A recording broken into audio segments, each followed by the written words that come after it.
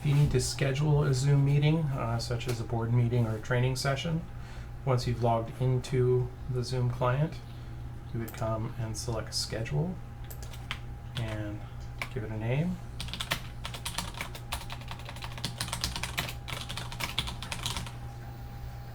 Then pick your date and time.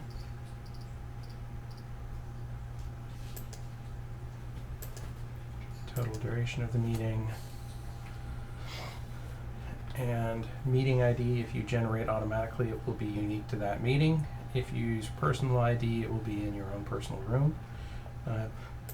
You don't need to require a password. You can. If the people use the link, it'll be on there automatically. You can set to whether they come in video on or off. Telephone, computer, what kind of calendar. You can set up any of the advanced options. And then you go ahead and hit schedule. In this case, I said Google Calendar, so it's going to come up on my Google Calendar. And